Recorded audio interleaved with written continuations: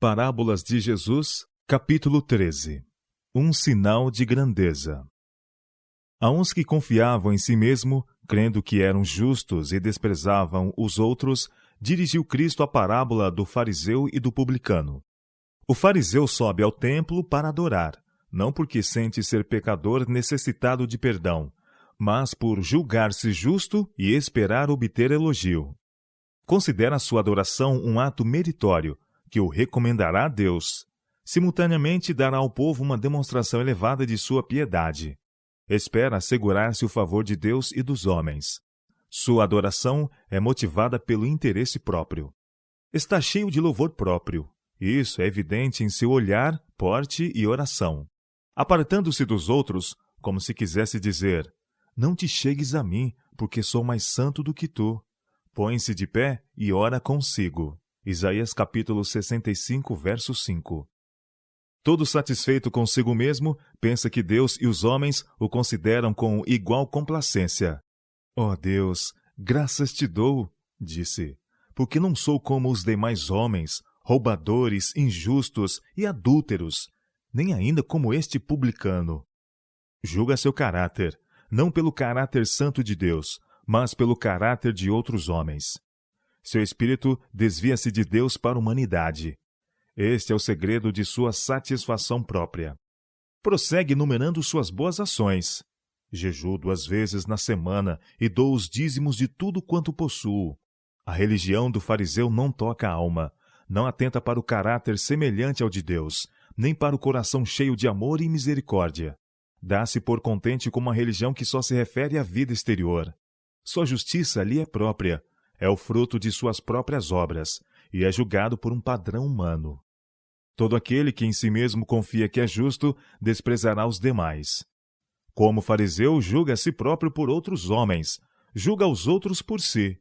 Sua justiça é avaliada pela deles, e quanto piores, tanto mais justo parece ele. Sua justiça própria leva-o a acusar. Os demais homens condenam ele como transgressores da lei de Deus. Deste modo manifesta o próprio espírito de Satanás, o acusador dos irmãos. Impossível lhe é, neste espírito, entrar em comunhão com Deus. Volta para sua casa, privado da bênção divina. O publicano entrou no templo juntamente com outros adoradores, mas, como se fosse indigno de tomar parte na devoção, apartou-se logo deles. Estando em pé, de longe nem ainda queria levantar os olhos ao céu, mas batia no peito, em profunda angústia e aversão própria. Sentia que transgredira a lei de Deus e era pecador e poluído.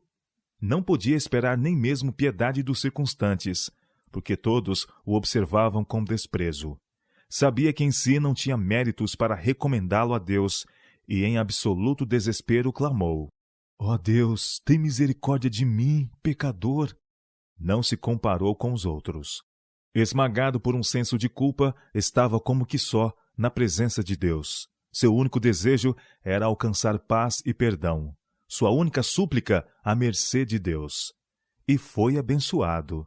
Digo-vos, disse Cristo, que este desceu justificado para casa, e não aquele. O fariseu e o publicano representam os dois grandes grupos em que se dividem os adoradores de Deus. Seus primeiros representantes encontram-se nos 2 primeiros filhos nascidos neste mundo. Caim julgava-se justo e foi a Deus com uma simples oferta de gratidão. Não fez confissão de pecado, nem reconheceu que carecia de misericórdia. Abel, porém, foi com o sangue que apontava ao Cordeiro de Deus. Foi como pecador que confessava estar perdido. Sua única esperança era o imerecido amor de Deus. O Senhor se agradou de seu sacrifício, mas de Caim e de sua oferta não se agradou.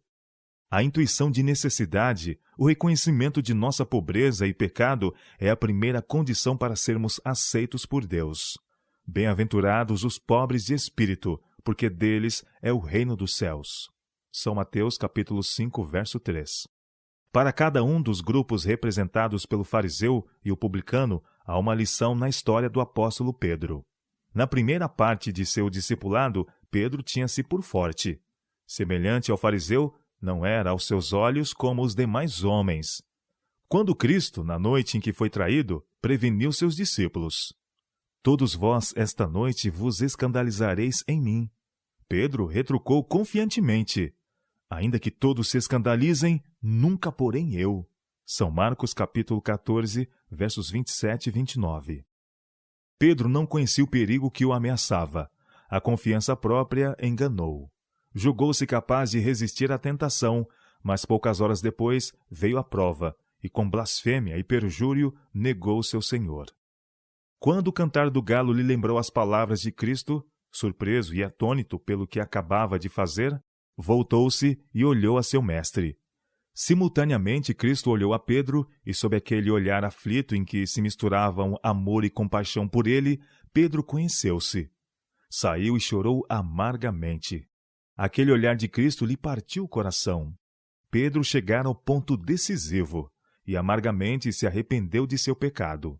Foi como publicano em sua contrição e arrependimento, e como publicano achou também graça. O olhar de Cristo lhe assegurou o perdão. Findou aí sua confiança própria. Nunca mais foram repetidas as velhas asserções jactanciosas. Depois da ressurreição, 3 vezes provou Cristo a Pedro. Simão, filho de Jonas, disse: amas-me mais do que estes? Pedro agora não se exaltou sobre os irmãos, apelou àquele que podia ler o coração. Senhor, respondeu, tu sabes tudo, tu sabes que eu te amo. João capítulo 21, versos 15 e 17. Recebeu então sua incumbência. Foi-lhe apontada uma obra mais ampla e mais delicada que dantes. Cristo lhe ordenou apacentar as ovelhas e os cordeiros. Confiou-lhe ao cuidado as almas pelas quais o Salvador depusera a vida. Deu Cristo a Pedro a maior prova de estar convencido de sua reabilitação. O discípulo, outrora inquieto, jactancioso, confiante em si mesmo, tornara-se submisso e contrito. De hora avante seguiu seu Senhor em abnegação e sacrifício próprio. Era participante dos sofrimentos de Cristo. E quando ele se assentar no trono da glória, Pedro será um participante da mesma. O mesmo mal que levou Pedro à queda e excluiu da comunhão com Deus o fariseu, torna-se hoje a ruína de milhares. Não é tão ofensivo a Deus nem tão perigoso para a alma humana como o orgulho e a presunção. De todos os pecados, é o que menos esperança incute e o mais irremediável. A queda de Pedro não foi repentina, mas gradual. A confiança em si mesmo induziu-o à crença de que estava salvo e desceu, passo a passo, a vereda descendente até negar a seu mestre.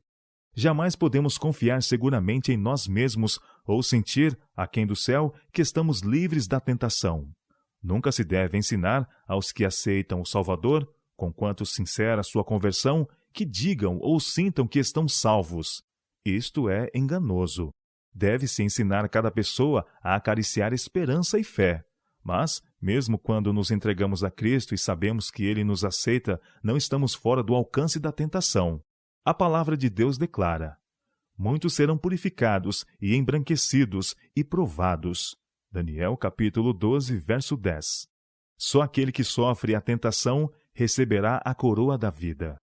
Os que aceitam a Cristo e dizem em sua primeira confiança: estou salvo, estão em perigo de depositar confiança em si mesmos. Perdem de vista sua fraqueza e necessidade constante do poder divino. Estão desapercebidos para as ciladas de Satanás e, quando tentados, muitos, como Pedro, caem nas profundezas do pecado. Somos advertidos. Aquele, pois, que cure estar em pé, olhe, não caia. 1 Coríntios capítulo 10, verso 12. Nossa única segurança está na constante desconfiança de nós mesmos e na confiança em Cristo. Era necessário que Pedro conhecesse seus próprios defeitos de caráter e a necessidade de receber de Cristo poder e graça. O Senhor não podia livrá-lo da tentação, mas sim salvá-lo da derrota. Estivesse Pedro disposto a aceitar a advertência de Cristo, teria vigiado em oração. Teria andado com temor e tremor para que seus pés não tropeçassem, e teria recebido o auxílio divino, de modo que Satanás não teria alcançado a vitória. Foi pela presunção que Pedro caiu, e por arrependimento e humilhação seus pés foram firmados novamente. No relatório de sua experiência, todo pecador penitente pode achar encorajamento. Embora Pedro tivesse pecado gravemente, não foi abandonado. As palavras de Cristo, roguei por ti, para que a tua fé não desfaleça, estavam-lhe escritas no mais íntimo do ser. Em sua amarga agonia de remorso, esta oração e a lembrança do terno e misericordioso olhar de Cristo deram-lhe esperança. Depois da ressurreição, lembrou-se Cristo de Pedro e deu ao anjo a mensagem para as mulheres. Ide, dizei a seus discípulos e a Pedro, que ele vai adiante de vós para a Galiléia. Ali o vereis. Marcos capítulo 16, verso 7. O arrependimento de Pedro foi aceito pelo Salvador compassivo. E a mesma compaixão manifestada por salvar a Pedro é oferecida a toda alma que caiu em tentação. É o ardil especial de Satanás levar o homem ao pecado, e então deixá-lo desamparado e tremente, receando suplicar perdão. Por que devemos temer, se Deus disse, que se apodere da minha força e faça paz comigo? Sim, que faça paz comigo. Isaías capítulo 27, verso 5. Foram tomadas todas as providências para nossas fraquezas e oferecido todo o encorajamento para nos chegarmos a Cristo. Cristo ofereceu seu corpo quebrantado para readquirir a herança de Deus, para dar ao homem outra prova. Portanto, pode também salvar perfeitamente os que por ele se chegam a Deus, vivendo sempre para interceder por eles. Hebreus capítulo 7, verso 25. Por sua vida imaculada, obediência e morte na cruz do Calvário, intercedeu Cristo pela raça perdida. E agora, o príncipe de nossa salvação não intercede por nós como um mero peticionário, mas como um conquistador que reclama a vitória. Seu sacrifício está consumado e, como nosso intercessor, cumpre a obra que a si mesmo se impôs, apresentando a Deus o incensário que contém os seus méritos imaculados e as orações, confissões e ações de graças de seu povo. Perfumados com a fragrância de sua justiça, sobem como cheiro suave a Deus. A oferenda é inteiramente aceitável, e o perdão cobre todas as transgressões. Cristo se comprometeu a ser nosso substituto e fiador. Não despreza ninguém. Ele, que não pôde ver seres humanos sujeitos à ruína eterna sem entregar sua vida à morte por eles, contemplará com piedade e compaixão toda alma que reconhece não poder salvar-se a si própria. Não contemplará nenhum trêmulo suplicante sem soerguê-lo. Ele que pela expiação proveu ao homem um infinito tesouro de força moral, não deixará de empregar esse poder em nosso favor. Podemos depositar a seus pés nossos pecados e cuidados, pois ele nos ama. Mesmo seu olhar e palavras despertam nossa confiança. Formará e moldará nosso caráter segundo sua vontade. Em todo o poderio satânico, não há força para vencer uma única alma que se rende confiante a Cristo. Dá esforço ao cansado e multiplica as forças ao que não tem nenhum vigor. Isaías capítulo 40, verso 29. Se confessarmos os nossos pecados, Ele é fiel e justo para nos perdoar os pecados e nos purificar de toda a injustiça. O Senhor diz: somente reconhece a tua iniquidade, que contra o Senhor teu Deus transgrediste. Então espalharei água pura sobre vós, e ficareis purificados de todas as vossas imundícias, e de todos os vossos ídolos vos purificarei. 1 João capítulo 1, verso 9, Jeremias capítulo 3, verso 13 e Ezequiel capítulo 36, verso 25. Todavia precisamos ter conhecimento de nós mesmos, conhecimento que resultará em contrição, antes de podermos achar perdão e paz. O fariseu não sentia convicção de pecado. O Espírito Santo não podia nele atuar. Sua alma escudava-se numa couraça de justiça própria, a qual as setas de Deus, farpadas e desferidas pelos anjos, não podiam penetrar. Cristo só pode salvar quem reconhece ser pecador. Veio a curar os quebrantados do coração, a apregoar liberdade aos cativos e dar vistas aos cegos, e pôr em liberdade os oprimidos. Lucas capítulo 4, versos 18 e 19. Mas não necessitam de médico os que estão sãos. Lucas capítulo 5, verso 31. Precisamos conhecer nossa verdadeira condição, do contrário não sentiremos nossa carência do auxílio de Cristo. Precisamos compreender nosso perigo, senão não correremos ao refúgio. Precisamos sentir a dor de nossas feridas, senão não desejaremos cura. O Senhor diz: como dizes, rico sou e estou enriquecido e de nada tenho falta. E não sabes que és um desgraçado e miserável e pobre e cego e nu. Aconselho-te que de mim compres ouro provado no fogo, para que te enriqueças, e vestidos brancos para que te vistas, e não apareça a vergonha da tua nudez, e que unjas os teus olhos com colírio, para que vejas. Apocalipse capítulo 3, versos 17 e 18. O ouro provado no fogo é a fé que opera por amor. Somente isto nos pode pôr em harmonia com Deus. Podemos ser ativos, podemos executar muito trabalho, mas sem o amor como o que há no coração de Cristo, jamais podemos ser contados na família celestial. Nenhum homem pode de si mesmo entender seus erros. Enganoso é o coração, mais do que todas as coisas, e perverso. Quem o conhecerá? Jeremias capítulo 17, verso 9. Lábios podem exprimir uma pobreza de alma que o coração não reconhece. Ao passo que fala Deus de pobreza de espírito, pode o coração ensoberbecer-se com a presunção de sua humildade superior e exaltada justiça. Só de um modo o verdadeiro conhecimento do próprio eu pode ser alcançado. Precisamos olhar a Cristo. O desconhecimento dele é que dá aos homens uma tão alta ideia de sua própria justiça. Ao contemplarmos sua pureza e excelência, veremos nossa fraqueza, pobreza e defeitos como realmente são. Ver-nos-emos perdidos e sem esperança, vestidos com o manto da justiça própria, como qualquer pecador. Veremos que, se afinal formos salvos, não será por nossa própria bondade, mas pela graça infinita de Deus. A oração do publicano foi ouvida porque denotava submissão, empenhando-se para apoderar-se da onipotência. O próprio eu nada parecia ao publicano senão vergonha. Assim precisa ser considerado por todos os que buscam a Deus. Pela fé que renuncia a toda confiança própria, precisa o necessitado suplicante apropriar-se do poder infinito. Nenhuma cerimônia exterior pode substituir a simples fé e a renúncia completa do eu. Todavia, ninguém se pode esvaziar a si mesmo do eu. Somente podemos consentir em que Cristo execute a obra. Então, a linguagem da alma será: Senhor, toma o meu coração, pois não posso dar. É tua propriedade. Conserva-o puro, pois não posso conservá-la para ti. Salva-me a despeito de mim mesmo, tão fraco e tão dessemelhante de Cristo. Molda-me, forma-me e eleva-me a uma atmosfera pura e santa, onde a rica corrente de teu amor possa fluir por minha alma. Não é só no princípio da vida cristã que esta entrega do eu deve ser feita. Deve ser renovada a cada passo dado em direção do céu. Todas as nossas boas obras dependem de um poder que não está em nós. Portanto, deve haver um contínuo almejar do coração após Deus, uma contínua, fervorosa, contrita confissão de pecado e humilhação da alma perante Ele.